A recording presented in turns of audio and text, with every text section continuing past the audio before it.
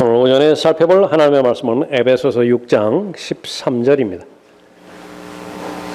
에베소서 6장 13절 14절 받들어 읽겠습니다. 그러므로 너희는 하나님의 전신 갑옷을 입으라. 이는 너희가 악한 날에 저항할 수 있으며 또 모든 일을 다 이루기까지 서 있게 하기 위함이니라.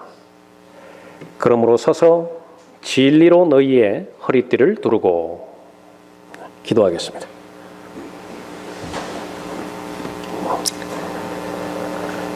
감사하신 아버지 하나님, 오늘 하루도 복 가운데 복으로 인도하여 주셔서 오늘 이 시간에만 누릴 수 있는 하나님의 은혜를 누릴 수 있도록 모든 여건을 조성해 주시니 감사드립니다. 지금 저희 모두는 예수 그리스도의 보혈로 구원받아 하나님의 자녀가 되게 해주신 하나님의 은혜에 감사하며 오늘 이 시간에 이르기까지 하나님의 은혜를 통해서 주님과 동행하게 해주셨고 주님을 섬기게 해주셨으며 또 주님에 대해서 잘 알아가게 해주신 그 하나님의 은혜에 대해서 감사하고 있습니다. 영과 진리로 경배드리는 이 참된 경배자들을 하나님께서 늘 보호해 주셔서 주님 오셔서 저희를 데려가실 그때까지 지상에 남겨주신 그 동기와 목적을 온전히 잘 실행하며 칭찬과 영광 가운데서 주님 만나 뵐 수 있도록 지켜 보호해 주시길 원합니다. 이 시간에는 이제 하나님의 말씀을 듣고자 합니다. 준비된 마음이 있어야 하나님의 말씀을 들을 수 있고 들을 수 있는 귀가 있어야 주님께서 주시는 지혜와 명철을 통하여 하나님의 말씀을 깨달을 수 있습니다. 감사하는 마음 없이 하나님의 선포되는 말씀에 순종할 수 없기에 각 사람의 마음 전체를 주님 손에 의탁할 때에 마귀가 어떤 형태로든지 공격하지 못하도록 보호해 주시길 원합니다. 저를 주님명으로 충만하게 채워주시고 이 시간 전체를 통해서 하나님께서 영광 받아주시길 원합니다. 주 예수 그리스도의 이름으로 기도드렸습니다. 아멘.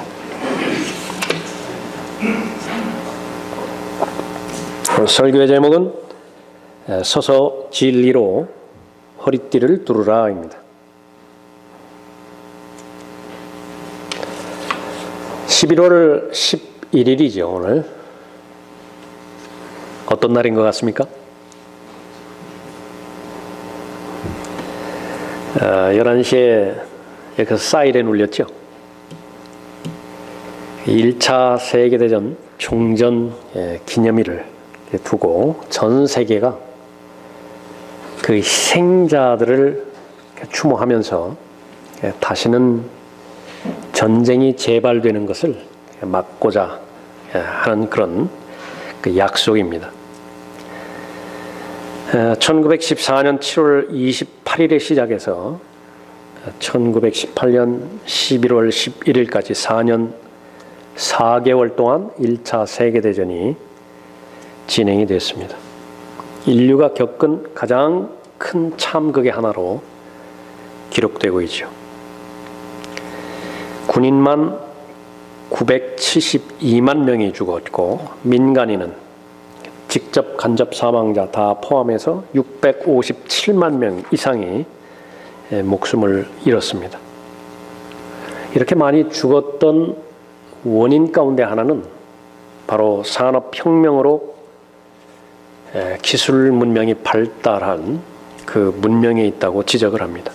경제적으로 발전을 하고 그러다 보니까 통신과 교통이 발달하다 보니까 세계가 하나가 될 수 있는 계기가 마련했죠. 국제화를 이룬 인류의 노력입니다.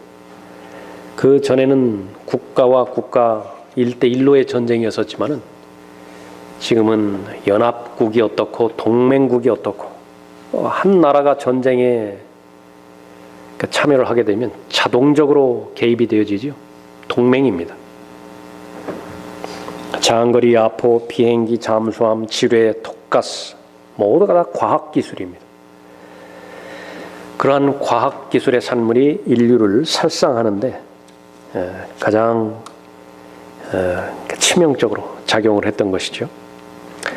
사회운동가인 해리 레슬리 스미스라고 하는 사람이 95세 된 사람인데 자신의 트위트에 단 내용을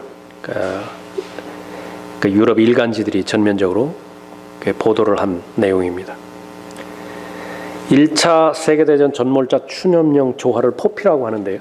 그 포피를 2018년 현충일을 위해 달지 말고 인류가 1918년 이래 아무것도 배운 게 없음을 부끄럽게 여기기 위해 달자, 그런 내용이었습니다.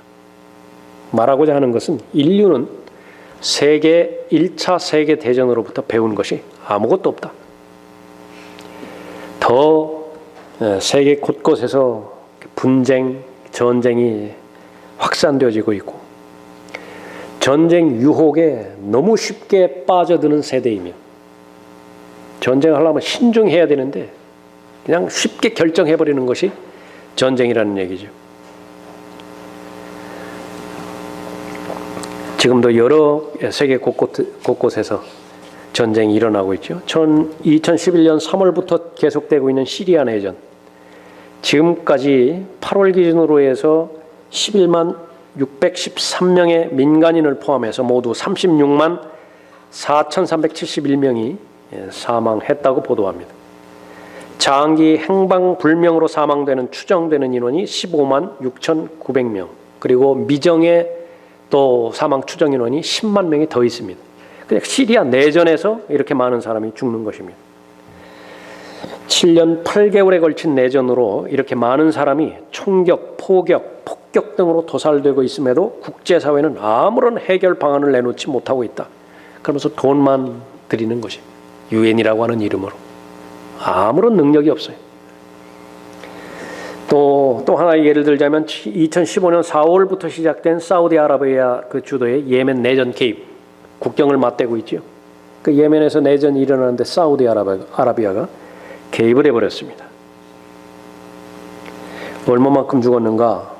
민간인을 포함해서 약 1만 명 정도가 숨졌는데 앞으로의 문제는 840만 명에서 1,300만 명이 아사 위기에 처했다고 하는 거죠. 국경을 봉쇄해버리니까 굶어 죽이는 거예요. 그런데 이 기아 위협을 사우디아라비아는 전술의 하나로 이용하고 있다고 하는 사실입니다. 인류는 전쟁의 비극에서 배운 게 없다. 문제는 뭐냐면 전쟁이 없다고 믿는 사람들이 있죠. 여러분들은 얼마나 실감하십니까?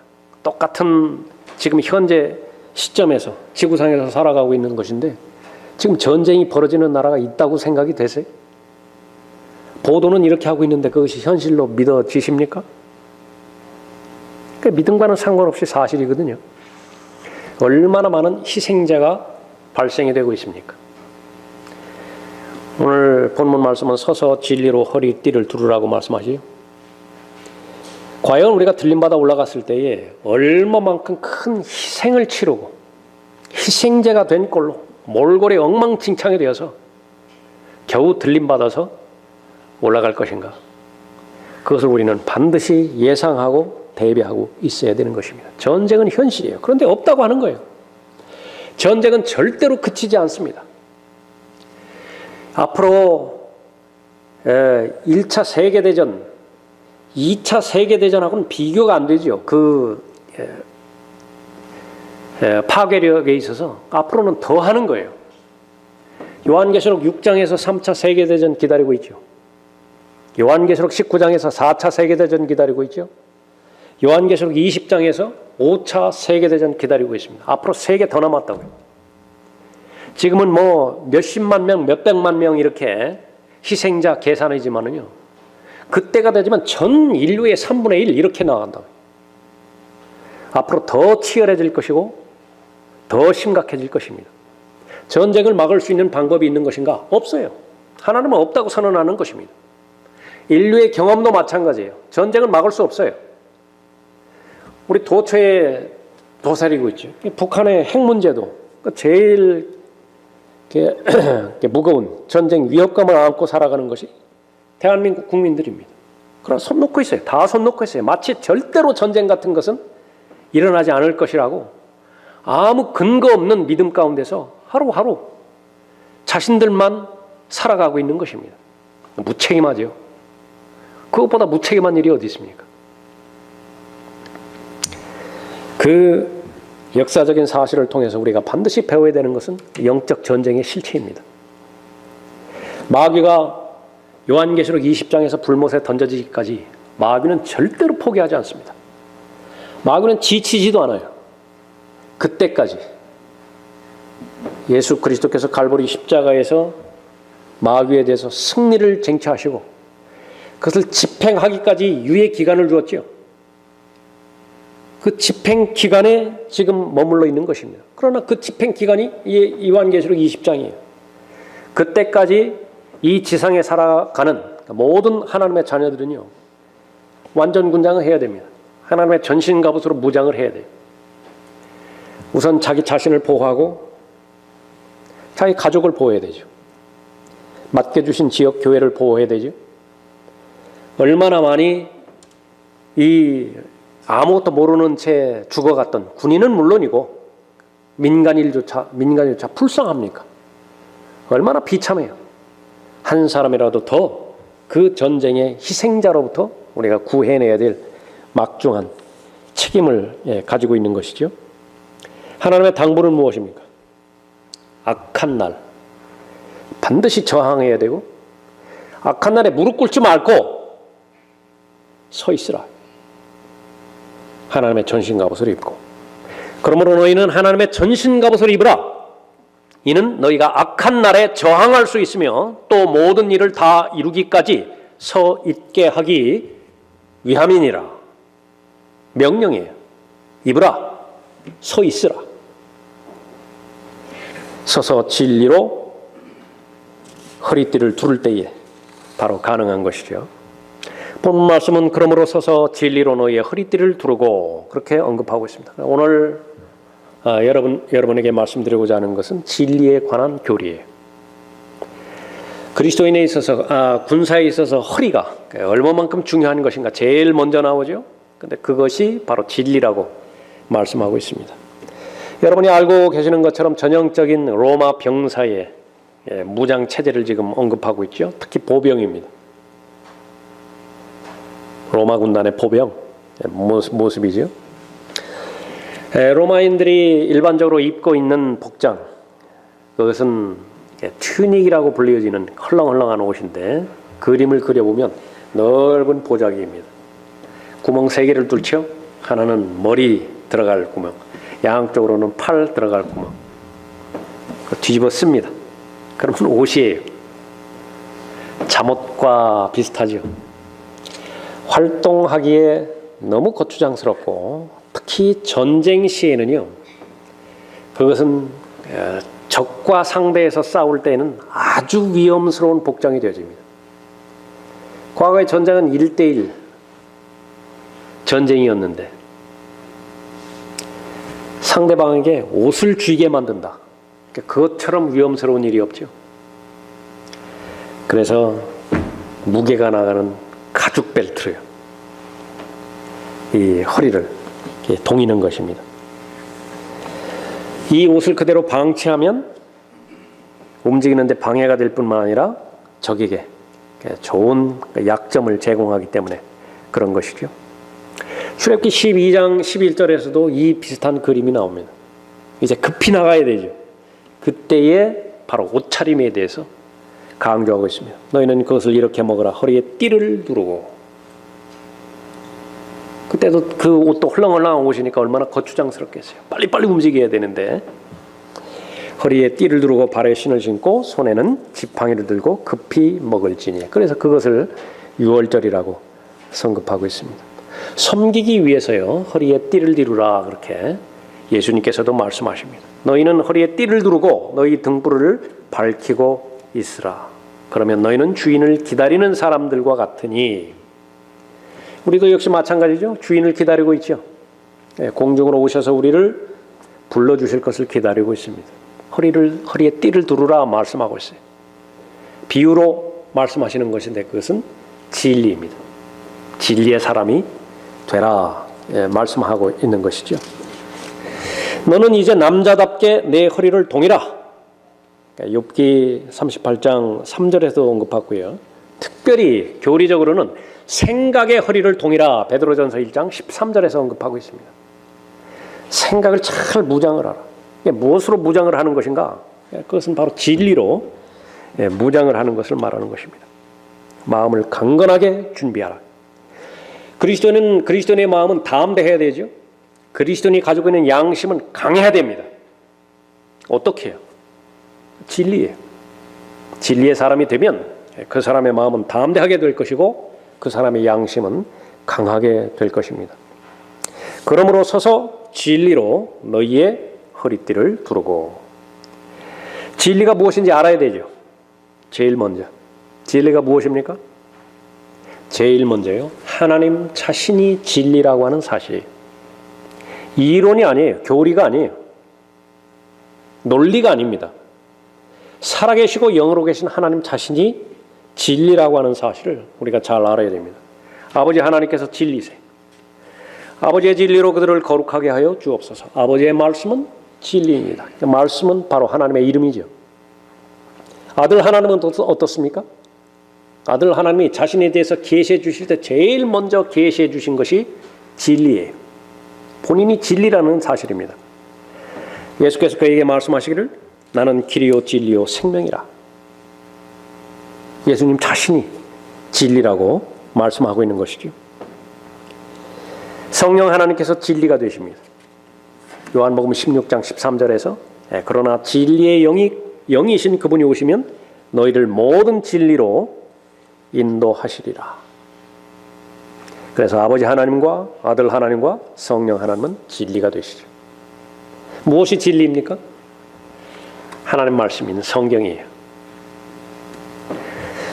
요한복음 1장 14절에서 그 말씀이 육신이 되어 우리 가운데 거하심으로 우리가 그의 영광을 보니 아버지의 독생자의 영광으로 은혜와 진리가 충만하더라. 성경은 예수 그리스도를 계시한 책이죠. 예수 그리스도는 바로 은혜와 진리가 충만하신 분이십니다. 하나님 자신께서 충만하게 나타나신 분이 바로 예수 그리스도라가 그렇게 말씀하시는 것이죠. 그분은 무한하신 분이세요. 능력에 있어서나 지식에 있어서나. 그런데 유한하게 되셨어요. 그분은 볼 수 없는 분이시죠. 그런데 하나님의 형상으로 몸의 형태로 볼 수 있게 오신 것입니다. 얼마나 멀리 떨어져 계신가요? 가장 가깝게 오신 것입니다. 근데 지금으로 말하면 바로 마음에 있다고요. 마음에. 그분을 만나기 위해서 높이 올라갈 필요도 없고 그분을 만나기 위해서 깊은 곳으로 내려갈 필요도 없어요. 그 근거가 되는 것은 무엇입니까? 셋째 하늘에서 만왕의 왕 만주의 주로 계시던 분이 하나님의 모든 영예를 다 벗어버리고 공간과 시간의 제약을 받으시고 가장 더러운 곳, 지구라고 하는 행성이죠. 어떤 행성, 위성, 항성보다도 더러운 것이 지구예요. 다른 데는 죄가 없잖아요. 지구에만 죄가 있다고. 그곳으로 오셔서 십자가의 죽음에까지 순종하신 분이십니다. 하나님 되기를 거부했어요. 하나님 되기를 포기하신 분입니다. 진리이십니다. 경건의 신비는 논쟁의 여지 없이 위대하도다. 그러니까 논리로 설명될 일이 아니에요. 그래서 그 이름이 경건의 신비입니다. 내용은 무엇입니까? 하나님께서는 육신으로 나타나셨고 하나님이 육신으로 나타나신 것이 앞으로 오실 메시아, 성경에서는 두 부분으로 나누어서 묘사하고 있는데 하나는 인간으로 오실 거예요. 대표적으로 창세기 3장 15절에서 예언하고 있죠. 그 여자의 씨로 오실 것입니다. 동시에 하나님으로 오실 거예요. 대표적으로 이사야 9장 6절 말씀이죠. 그분의 이름이 아버지예요. 하나님의 이름을 가지고 오실 것입니다. 그 본질이 다른 두 종류의 분이 한 분으로 오셔야 되는데 그것을 해결하는 것이 말씀이 육신이 되어라고 하는 말입니다. 진리입니다. 그 예수 그리스도를 알아가는 과정, 그것은 바로 서서 진리로 허리띠를 띠르는 것입니다. 그 결과 예수 그리스도는 죄인을 위해서 죽는 것이 가능해졌어요. 아버지 하나님은 죄인을 위해서 죽으실 수 없습니다. 성령 하나님은 죄인을 위해서 죽으실 수 없어요. 혈과 육이 없어요. 자녀들이 피와 살에 참여하는 자인 것 같이 그 역시 같은 모양으로 동일한 것에 참여하신 것은 자신의 죽음을 통하여 예수 그리스도는 죽기 위해서 왔죠. 유일하신 분이십니다. 나는 길이요 진리요 생명이라 그렇게 말씀하신 유일한 분이시고요. 죽기 위한 목적으로 이 세상에 오신 유일하신 분이세요. 그 결과 무엇입니까? 모든 죄인의 죄 문제는 다 해결됐다. 그 사실을 걸어다니는 거의 대부분의 사람들이 모르고 지나는 거예요. 자신의 죄가 없어졌는데. 그 사실을 알고 그 진리를 거부하지 않고 마음에 받아들이기만 하면 그것이 자신에게 현실화돼요. 그것을 모르기 때문에 예수 그리스도를 영접하지 못하고 안다 하더라도 고의적으로 거부하기 때문에 자신이 여전히 죄 가운데 남아 있는 것이죠. 그러나 결론은 예수 그리스도는 모든 죄인의 죄 문제를 해결하고 용서하고 제거할 목적으로 십자가에서 달려 돌아가신 것입니다. 그 목적으로 천사들의 본성을 입지 않으셨어요. 천사는 죽을 수가 없잖아요. 몸을 입지 않은 천사는 죽을 수가 없는 것입니다. 아브라함의 씨를 입으신 까닭이 바로 거기에 있죠. 죄인의 모든 연약함을 다 알고 계십니다. 사람으로 오셨기 때문에 자신의 발자취를 따르도록 모본을 남겨놓으셨죠. 바로 하나님께서 진리라고 하는 사실입니다. 하나님의 말씀이 담겨있는 성경, 바로 진리이죠. 서서 진리로 띠를 두어야 된다라고 하는 것은 진리에 대해서 잘 알아야 됩니다. 두 번째로 서서 진리로 허리띠를 두르라. 무엇을 하라는 말인가? 그러니까 진리를 믿으라는 말이에요. 진리를 믿을 수 있어야 됩니다. 진리를 믿기 위해서는 공부해야 되죠. 성령 하나님께서는 진리의 영이신데 그 진리의 영께서 진리의 말씀만을 영감으로 주시고 한 권의 책으로 만드신 성경, 그것을 반드시 소유해야 됩니다. 하나님의 원수인 마귀는 거짓말을 통해서 진리를 가려버리는 것인데 그 기법은 무엇이냐면요. 80% 사실을 제공하고 20% 거짓을 뒤섞어버리는 것입니다. 그 결과는 무엇이에요? 그건 거짓이에요. 80% 사실이 있다 하더라도 그건 거짓입니다. 창세기 3장에서 이루어진 일이죠. 마귀가 던져준, 옛 뱀이 던져준 말 가운데서 80%는 기본적인 진리예요. 20%는 무엇입니까? 거짓이라고요. 근데 그것을 이브가 받아버렸어요. 결과는 무엇입니까? 진리와는 전혀 무관한 결과를 가져오게 된 것이죠. 성령께서 주시는 본문, 그것은 올바른 하나님께서 지켜주신 성경입니다. 한국 사람들에게는 한글 킹제임스 성경이에요. 그것을 반드시 가지고 있어야 됩니다. 또 하나는 성령 하나님께서 가르쳐 주시는 방법대로 공부를 해야 돼요. 다른 방법으로 공부하면 안 됩니다. 그 방법은 무엇이에요? 올바로 나누라고요. 구약과 신약을 나누고 하나님의 나라와 천국을 나누고 교회와 이스라엘을 나누라. 믿음과 행위를 통해서 구원받는 경륜을 나누고 믿음만으로 구원받는 경륜을 나누고 그래서 함부로 끝까지 견디는 자는 구원을 받으리라고 하는 그 말씀이 하나님의 말씀에 있다 하더라도 이 시대에 적용하지 말라고요. 성령 하나님께서 가르쳐 주시는 방법대로 공부하지 않는다고 하면 다 망해버리는 것입니다. 또 어떻게 하나님의 말씀을 공부하라고 말합니까? 올바른 마음으로 공부하라고 해요. 하나님의 말씀을 이용하려고 수단으로 동원하려고 하나님의 말씀을 열지 말고 하나님의 목적대로 하나님의 동기대로 올바른 마음으로 자세와 태도를 지니고 공부하라고 해요. 내가 진리의 말씀을 올바로 나누어 자신이 하나님 앞에 부끄럽지 않은 일꾼으로 인정받도록 공부하라. 왜 공부하는 것이냐? 하나님 앞에 부끄러움 당하지 않도록 나는 공부하겠다. 올바른 마음이에요.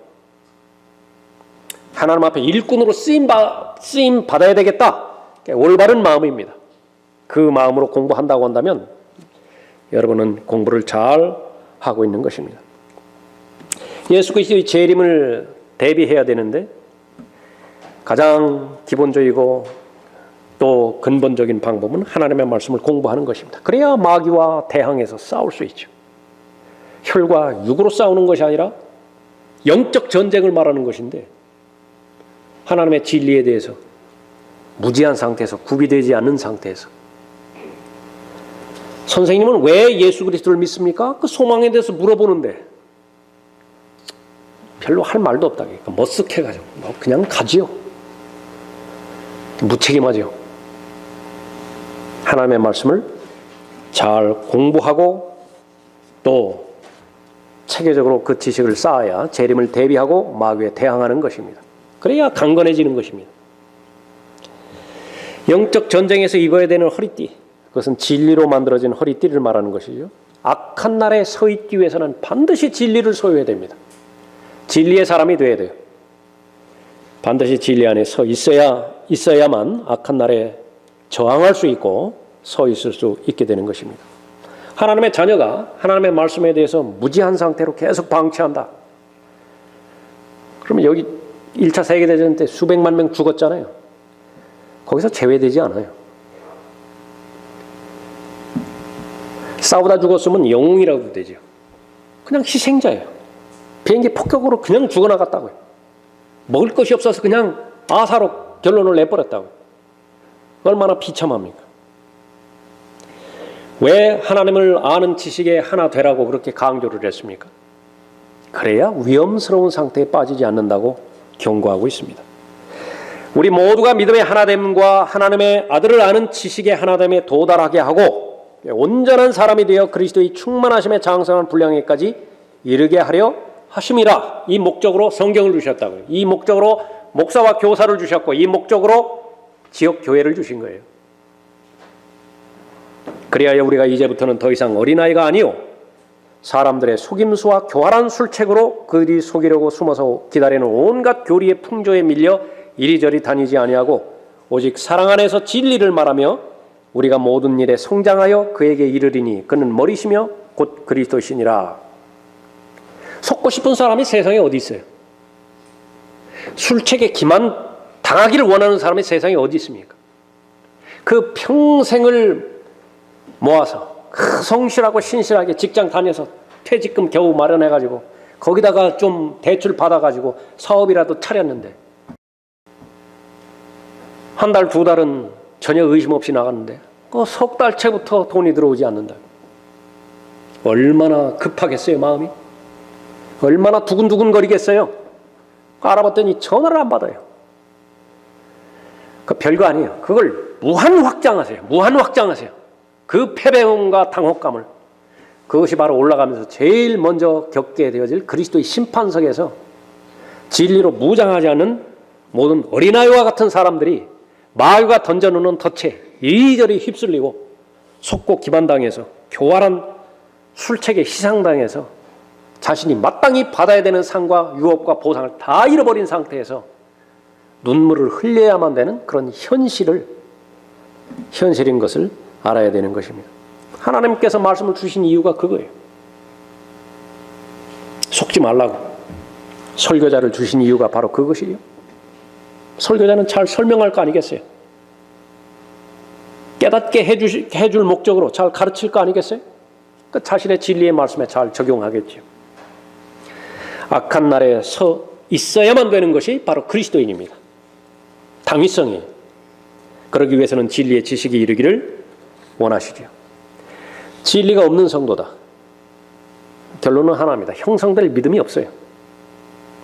그 껍데기만 있습니다. 형식적이고 종교적이죠. 하나님께서 얼마만큼 형식적이고 종교적인 사람을 증오하는 것인지 오전 성경 공부 시간을 통해서 살펴봤죠. 말라기 1장 후반부에서 마귀는 이 진리의 지식에 이르지 못하게 하기 위해서 동원할 수 있는 모든 계략과 책략과 전략을 다 동원하는 것입니다. 그것만 성공하면 마귀는 성공한 것이에요. 마음껏 교회 다니게 하라고 해요. 마음껏 기도하게 하라고 해요. 마음껏 종교 행사 다 하라고 해요. 다만 진리의 지식에 이르지만 말라. 수없이 많은 사상자, 그것은 하나님의 말씀을 듣지 않는데 원인이 있었습니다. 공부하지 않는데 원인이 있었고, 묵상하지 않았고, 주장하지 않았고, 사용하지 않았어요. 전파하지 않았어요. 희생자들이 나오는 것입니다. 너는 말씀을 전파하라. 때를 얻든지 못 얻든지 항상 대비하라. 모든 오래 참음과 교리로 견책하고 책망하며 권고하라. 때가 이르리니, 이 때는 지금으로부터 약 2000년부터 시작되어졌지만 사실을 말하자면 더 악해져요. 이 때가 더 악해지는 것입니다. 그러니까 오늘 이 시대는 절정이에요. 교회에는 관심이 있을지 모르지만 진리에는 관심이 없어요. 종교에는 관심이 있을지 모르지만 살아계시고 영으로 계신 인격이신 하나님께는 관심이 없는 세대입니다. 때가 이르리니 사람들이 건전한 교리를 견디지 못하고 그들 자신의 정욕에 따라 가려운 귀를 즐겁게 해줄 선생들을 많이 두리라. 요즘은 목사가 없는 때예요. 목사가 없어요. 뭐만 있습니까? 교사들만 있어요. 후천년주의란, 종말론에서 전천년주의란 잘 설명을 해요. 그 사람들은 관심이 있어요. 아, 그렇구나. 전천년주의가 그렇구나. 후천년주의가 그렇구나. 누구누구는 전천년주의를 주장하고 있구나. 그 둘 사이에 차이점은 무엇이구나. 그렇지만 강요하는 것은 견디지 못해요. 믿음을 강요하는 것은 견디지 못합니다. 그것은 내가 결정할 것이니까 당신 소임만 하라고. 정보만 제공하라고. 그런 교사들은요, 너무나 인기가 있어요. 거의 대부분의 강단에 서 있는 사람들은 교사예요. 잘 한다고 가정한다고 한다면. 그러나 설교자는 없습니다. 그 설교자에 대해서는 증오심을 풀어야 돼요. 잭 카일스 목사 있죠? 1년에 3,000명이 침례에 순종하고 5,000명이 침례에 순종하고, 구원받는 인원이 아니라 침례에 순종하는 인원입니다. 그렇게 많은 사람들을 교회로 인도하기 위해서는 설교를 얼마나 잘해야 되겠습니까? 그 설교를 어떻게 감당을 하지 못했든지 회중 가운데 하나가요, 그 설교 시간에 권총을 뽑아가지고 발사를 해버렸어요. 그 제칼스 목사는 멈춰야 될 거 아니겠어요? 다음 주에 어떤 현상이 벌어졌는지 아십니까? 설교단에 방탄유리를 설치를 해보고 설교를 해버렸어요. 타협하지 않는 거예요. 뒤로 물러서지 않는 것입니다. 진정한 설교자예요. 그 가운데 하나라고요. 그렇게 해서 잃어버린 혼들을 교회로 인도해온 그 구령이 의미가 있죠. 사탕발림하지 않는 복음 전도가 어디 있는지 한번 살펴보세요. 사람들에게 미끼를 던져주고 여러 가지 교활한 술책과 책략들을 동원해서 교회 나오라고, 교회에 오라고 그러지 않는 그런 부분이 어디 있는지 한번 살펴보시라는 것입니다.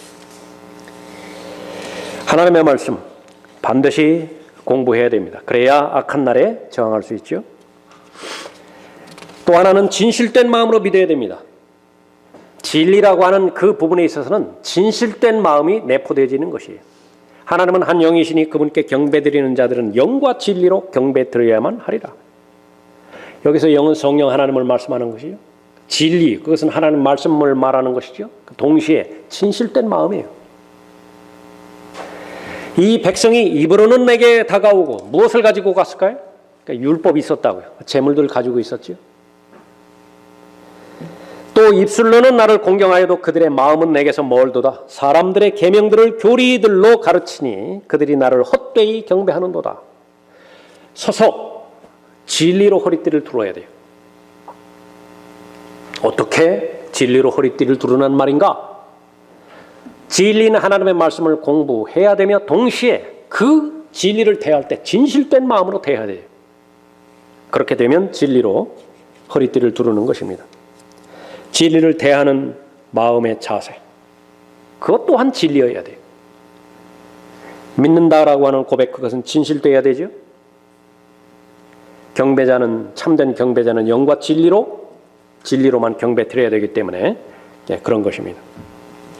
진리를 소유하였는가 소유하지 않았는가, 내 손에 성경이 있는가 없는가 그 질문 말고 나는 진리를 소유해서 진리의 사람인가 그렇지 않은가 그것에 대한 입증 그것은 하나님 말씀에 대한 순종에 달려 있습니다. 순종하는가 순종하지 않는가 그것이 판가름 짓는 것이죠. 진리를 가지고 있다면 진실되게 하나님을 섬길 것이에요. 그렇지 않다고 한다면 위선으로 자신과 하나님을 속이는 것일 것입니다. 판가름해야 돼요. 본인이 혼과 영, 관절과 골수를 나누는 하나님의 말씀에 의탁해서 무슨 동기로 나는 하나님 앞에 나오는 것인가 그것을 일일이 평가할 수 있어야 되는 것이죠. 그것이 허리띠를 두르는 것입니다. 오늘날은 어떻습니까? 군복을 입었는데 군화끈 다 풀어 헤치고 모자를 쓰긴 쓰너도 챙이 하늘로 올라가고 로마 시대로 말하면 튜닝 걸리적거리는데 그대로 놔버려 그냥. 그러니까 전쟁 소집 명령 났다고 해서 덜렁덜렁거리면서 그대로 간다고. 결과는 뻔한 것이죠. 자신을 군사로 불러주었죠. 그 부름받은 군사의 사명은 하나입니다. 불러주신 분을 기쁘시게 해드리는 거예요. 자신의 삶에 얽매이지 않는 사람이라고 디모데후서 2장 4절에서 언급하고 있죠. 그 힘은 어디서 나오는 것인가요?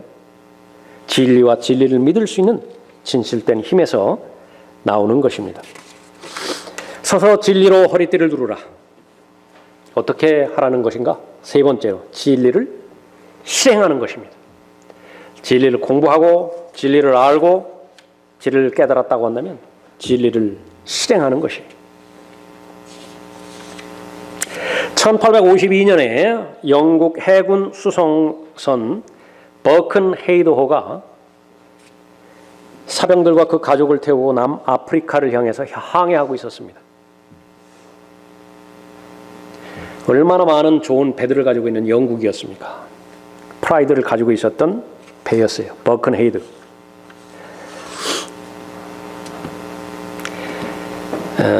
민간인과 그 군인들과 또 민간인 포함해서 630명이 타고 있었는데 그 가운데 130명이 부녀자였습니다.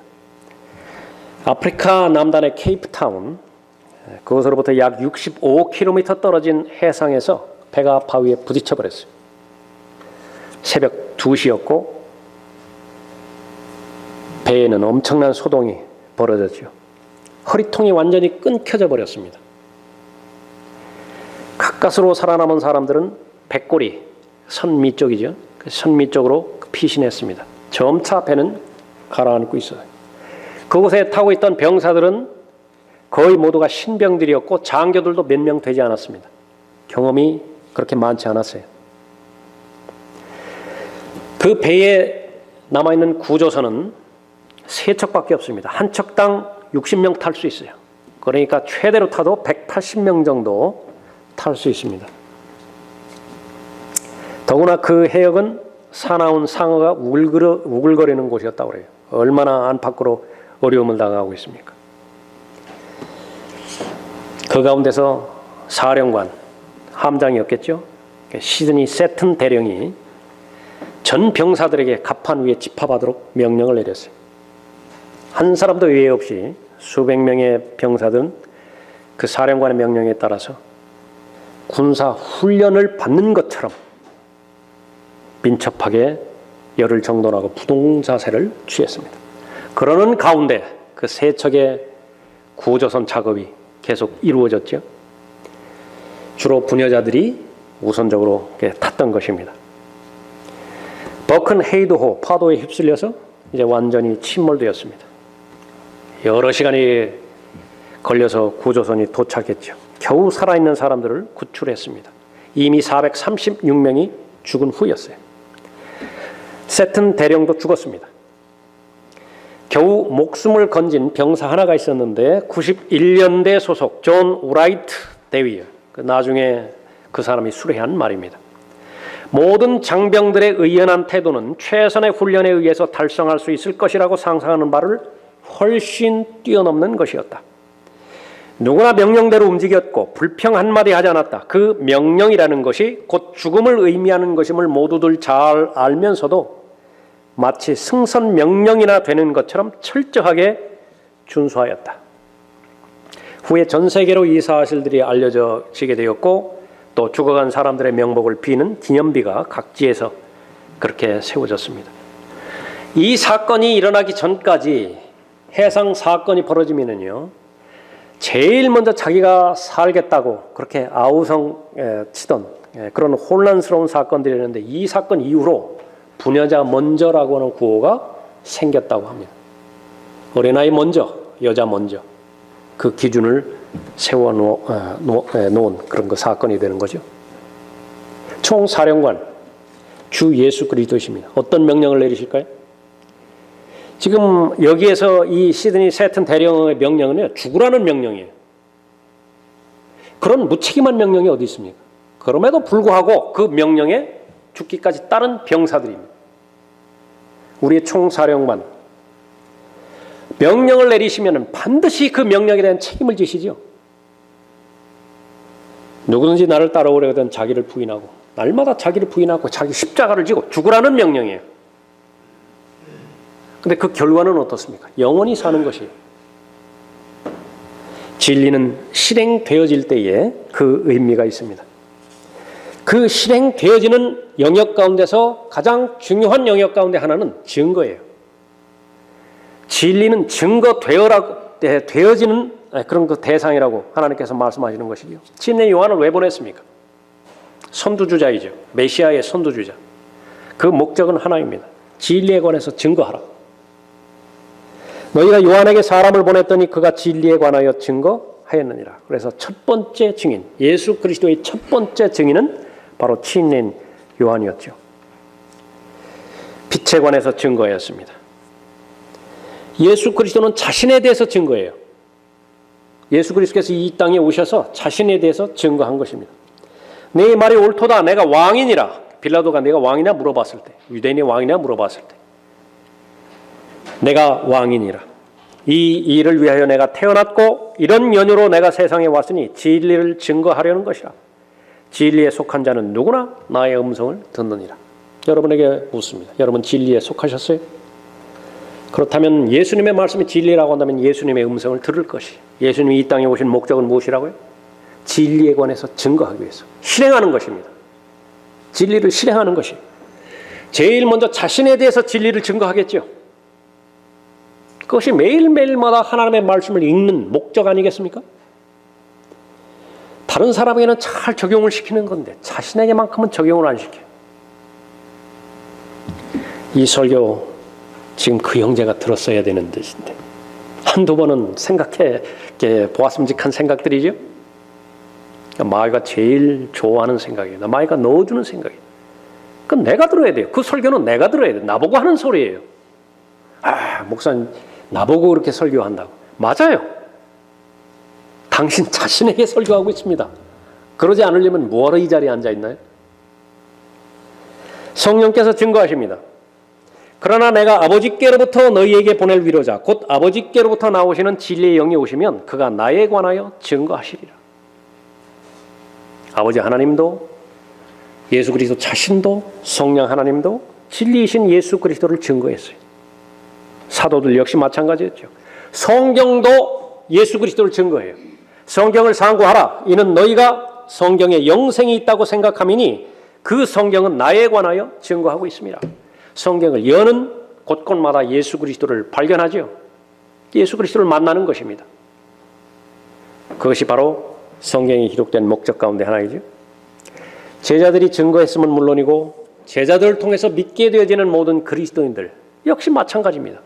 무엇 때문에 구원받은 즉시로 하늘로 데려가지 않고 이 지상에 남겨놓으세요? 왜 그렇게 어렵게 살게 만드시느냐고요. 세상에 위치적으로는 위치에 있으면서 속하지는 않는 거예요. 성별의 기준을 설정하시고 왜 성별된 삶을 살라고 말씀하셨습니까? 그 목적은 증거 아니겠습니까? 나는 술, 담배 안 하는 것부터 시작해서 도덕적으로 윤리적으로 깨끗한 삶을 산다. 나쁜 일 아니에요. 잘하는 것입니다. 그러나 계속해서 5년 지나고 10년 지나간다 하더라도 일요일이면 교회 나가고 집에 있으면 성경 보고 도덕적으로 타락한 삶에 대해서는 난 살지 않고 아쉽죠. 그러니까 무엇 때문에 그 무기를 잘 손질을 하고 항상 발사할 수 있는 준비를 하고 그렇게 되는 거예요. 그러니까 적군이 오면 그것을 발사를 해야 되죠. 사용을 해야 되죠. 증거를 하지 않는다. 실행하지 않는 사람이에요. 진리에 대해서 알고는 있는지 모르지만은 지적으로 그 실행은 안 해요. 여러분이 마지막으로 예수 그리스도에 대해서 믿지 않는 세상에 대해서 선포한 적이 언제였는지 한번 생각해 보십시오. 영적 전쟁은 누구에게나 닥치는 것이고 여기서 예외되는 사람은 아무도 없습니다. 본인이 영적 전쟁에서 예외되었다고 생각한다고 한다면 수많은 희생자 그 가운데 하나예요. 이미 희생되어 가고 있다고요. 그러지 않기 위해서는 하나님의 말씀은 다시 권고하고 다시 권면합니다. 도전합니다. 서서 앉아있지 말고 진리로 허리띠를 두르라고. 진리를 실행하는 것이고 진리를 증거하는 것이죠. 우리는 하나님의 영광을 위해서 싸우는 사람입니다. 그러기 위해서는 악한 날에 하나님을 위해서 반드시 저항할 수 있는 능력이 있어야 되고 서 있어야 돼요. 흔들거려서는 안 되는 것입니다. 그것이 하나님의 뜻이기 때문에 그래요. 그 영적 전쟁에서 자신의 역할을 잘 감당한 사람만이 주님을 높여드리는 사람이에요. 마지막에 그 싸움은 끝날 것입니다. 만왕의 왕을 만날 것이지요. 존귀와 칭찬을 들을 것이에요. 고린도전서 9장 25절에서 바울은 똑같은 맥락에서 본인에 대해서 적용시킵니다. 다른 사람에 대해서 그렇게 많이 설교해주고 가르쳐주고 권면해주고 도전해줬지만 위험 가운데 하나는 자신은 도태될 수 있어요. 그렇게 사람들이 인정하는 사도임에도 불구하고 자신이 도태될 가능성이 있었던 것입니다. 자신의 몸을 쳐서 복종했다고 언급하고 있죠. 버림받는 것은 두려운 일입니다. 우리는 매일매일마다 주를 위한 삶을 살 수 있도록 하나님께서는 모든 여건과 모든 필요들 다 공급해 주셨습니다. 이제 여러분에게 적용해 보십시오. 여러분 진리로 거듭나셨습니까? 지금 현재 그 동일한 진리로 여러분의 허리띠를 두르고 계세요? 여러분이 계속해서 매일매일 살아가는 동안에 여러분의 마음의 경향이 진리이신 아버지 하나님과 아들 하나님과 성령 하나님에 기울어져 있고 그분을 만날 수 있는 방법인 영감으로 주어주신 하나님의 말씀에 여러분의 마음이 기울어져 있다고 한다면 여러분은 진리의 사람이에요. 그 진리를 알아가면 알아갈수록 더 하나님에 대한 사랑이 풍성해지고 진리를 알아가면 알아갈수록 그 진리에 무지한 사람들이 불쌍해지는 마음을 품지요. 견디지를 못하는 것입니다. 그것이 열정이에요. 그 결과 진리를 증거하기 위한 삶이 바로 이 지상에서 오늘 하루도 하나님께서 생명을 연장해 주신 그 이유라고 나는 확신하는 것이죠. 진리를 믿는 사람이고 실행하는 사람입니다. 버큰 헤이드호 인간 사령관의 명령에도 오와 열을 흐트리지 않고 죽기까지 배와 함께 침몰한 그 병사들도 존재하고 있는 것인데 아니 더 나아가서 미치광이 정신병자 미친 사람 히틀러의 명령에 의해서도 자신의 하나뿐이 없는 생명을 바친 사람들이 있었잖아요. 그런데 그리스도인이라고 하는 사람들이에요. 그리스도인이라고 하는 사람들 매주 만왕의 왕 만주의 주라고 고백하는 사람들이고 또 다시 오셔서 우리를 데려가실 그 약속의 말씀을 마음으로 믿는 사람들이죠. 마귀가 왜 그 사람들을 제일 가장 먼저 공략하지 않겠습니까? 공격하지 않겠습니까? 초청 시간을 통해서 여러분이 하나님의 은혜의 보좌 앞으로 나갈 때 지금까지 여러분의 믿음을 안전하게 잘 지켜주신 것에 대해서 그것은 은혜예요. 고린도전서 15장 10절에 있는 것처럼 그 은혜에 대해서 감사를 드리고요. 또 여러분의 염원을 하나님 앞에 말씀드리십시오. 계속해서 하나님을 섬기는 사람으로 발견되다가 하나님 만나고 싶습니다. 하나님으로부터 쓰임받는 사람, 영적 전쟁에서 나는 탈령하지 않고 영적 전쟁에서 무방비 상태로 있다가 희생만 당한 채 일생을 마치는 그런 사람으로 남지 않고 하나님 말씀에 총사령관인 주 예수 그리스도의 말씀에 죽기까지 신실하게 순종함으로 인해서 영광과 칭찬 가운데서 주님 만나는 삶으로 그렇게 남겠습니다. 그런 좋은 결의를 하나님 앞에 드리시는 여러분이 되시기 바랍니다. 기도하겠습니다.